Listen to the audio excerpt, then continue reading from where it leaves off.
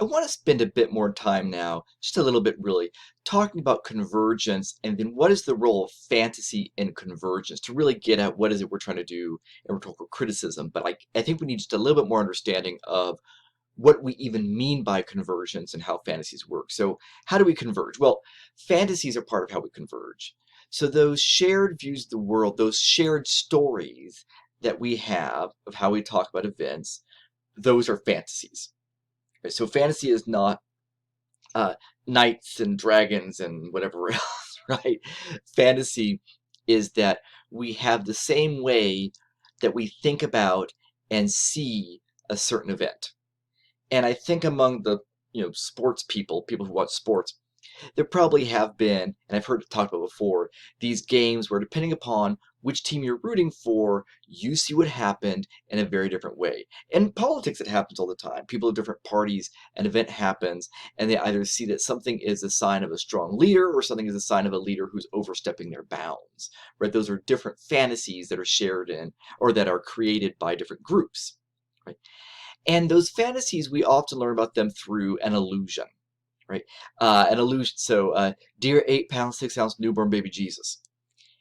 Now, again, you have to know the movie to get the reference, get what I am alluding to, right? It's an illusion. That, of course, is a line by from Will Ferrell's character in Talladega Nights, right? And that's when he's offering up a prayer, and actually, if you recall, he's praying to newborn baby Jesus because he decides that's the best one. And so sometimes you hear, maybe it's just my own life and family, people say, "Oh dear, 8 pound 6 ounce newborn baby Jesus," uh, and so they're not really truly praying when they're hoping that something happens. It's just they're wishing really hard for something, and it's usually something maybe sort of small or petty in the same way that the character in Talladega Nights is sort of small and petty, especially in his prayers to God. Right? So it's an allusion to something. It triggers that thing, right? And so there's a certain interpretation that goes along with it. So the illusion is the dear 8 pound 6 ounce newborn baby Jesus, and the interpretation is then what we make of that, right? So how do we see that, right? So it has to do with when we see that thing, how do we see it? So let me give you some examples of that. One of it is MAGA, right? Make America Great Again. And when I think about the interpretation of symbols, uh, and we're talking about fancy theme analysis, I sometimes think about if you had a person who had been frozen 30 years ago and you thawed them out, right? Not scientifically possible or feasible. Don't try it at home, right? But we thawed them out. If they heard it, would they understand what today we understand the implications of this? Right? Make America great again. Well, first, you might be concerned that America wasn't great, as if you're a U.S. citizen, I suppose, right? You might be concerned that the country's not great, but the idea of, well, making something great, that overall that sounds good, right? And so, right, which is part of why that phrase works so well, right? But about the interpretation, so what do we see as making America great again?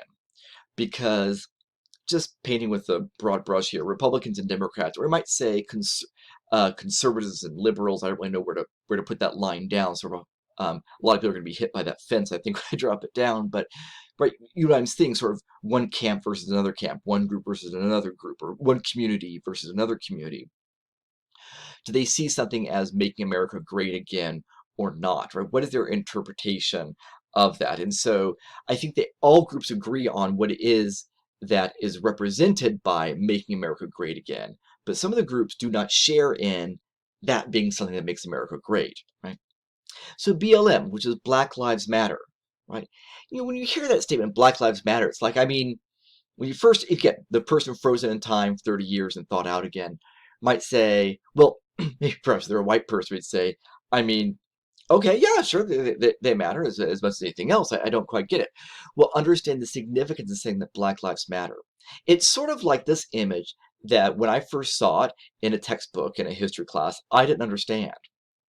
This is the Memphis sanitation strike from '68, I believe, right? And the men are carrying signs, they're black men, importantly, carrying signs saying, "I am a man." And I thought, why are they saying that? Not understanding, oh, right, because you're not ever being treated like a human, right? So that's what I'm a man is about, is you be treated like a human, right? And this is, again, the Memphis sanitation strike. This, by the way, is what brought Martin Luther King to Memphis, where he was assassinated, just so you understand some of the historical lines attached to this, right? But so then when we're talking about Black Lives Matter, that it's not merely about a statement of that Black Lives Matter, and I guess, we would easily say all lives matter. Okay, no, that's not the point. Because Black Lives Matter is saying, or the interpretation of that is to understand that we do not seem to recognize and care about Black lives in the way that we do other lives. And so, right, so the idea that Black Lives Matter in itself seems like it makes sense, but there's more to it than that. We have to understand the way it ties into a whole discourse and set of beliefs. Right? Or also sometimes people talk about family values. They support family values or they care about family values. That's often, that's an interpretation that's a very specific sort of interpretation about what is a family and what is a family supposed to value, right? And it often gets understood that way. Sometimes you'll even hear reference to family values voters. But when it talks about families, it has a tendency to exclude uh, same families of same-sex parents. Sometimes can exclude single parents. It again, family values gets tied up also into lots of issues about of media consumption in terms of just images of sexuality and violence in general. So that family values, you hear that and you're sort of supposed to know what it means. And you might hear something like family values and you might roll your eyes at it even, right? Because those, it's not that the idea of valuing family is you have a problem with, because of what family values represents. Or you might see family values and get really excited because it's the thing that it represents. It's how it is that we're supposed to interpret this notion of family value. So some other funner, perhaps lighter examples. When I moved to Tennessee, I moved to Johnson City, I saw this orange T on the back of cars all the time, and I didn't know what it was for. I was like, I mean, I guess T is for Tennessee, but like, why orange? Like, how is that like a state color? I didn't understand, and I saw it a lot at the university. It took me a while to realize, or somebody had to tell me, yeah, it stands for the University of Tennessee. Oh, a lot of pride in the compete, or not competing, but another institution state. Well, it's not about that. It's more about their athletics, and by and large, not entirely by and large, the football team. Right. So seeing that, you have to see that and know what that is. And when you see and know what it is, or whether you have it or you see it and get excited about it, tells us you're part of a certain community. Some people see this and get excited. I wouldn't see it and get excited. I learned about it because I did a Google search to look for an image. Actually, what I put in there was Gryffindor colors. I know just enough about Harry Potter to know about Gryffindor. I've seen all the movies. I have seen that.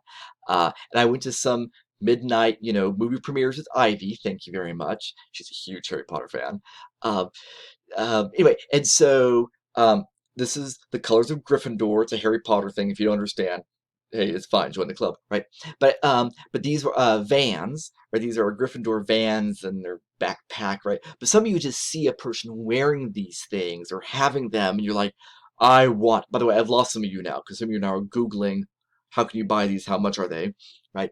But seeing it, and so yeah, and so you feel like you're connected to the person who wears those, and it's not just about that we both have seen the movie, but that we care about those books, that we love those fantasies and the feelings that we get from them, and perhaps even what it is to be from the House of Gryffindor versus Slytherin versus Gandalf.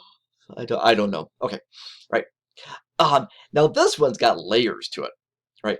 So it's a Game of Thrones. I've never seen Game of Thrones. I don't have HBO. Also, I don't need like massive violence. It's just my own preference, right? So brace yourselves. And it should be winter's coming. I've learned that much, right? But I've never seen this show, and I had to go and read why is winter's coming such a big deal, because winter lasts in the Game of Thrones world like 7 years or something. I don't know. Somebody out there is rolling their eyes or screaming the answer at the computer, right? So, but then it's PSL is coming. What's PSL? Pumpkin spice latte, right? And there are some people who can't stand the fact that at this time of year, everything becomes about pumpkin spice, everything, and also pumpkin spice lattes. And there's a whole also sort of condemnation of sort of these suburban white women and obsession with pumpkin spice lattes. And so there's a lot of stuff tied into that. But again, when you understand the totality of this, right, you understand it. That's what it is. When you understand it, you understand it. You get it, and it's certain interpretations and meanings that you share in with other people.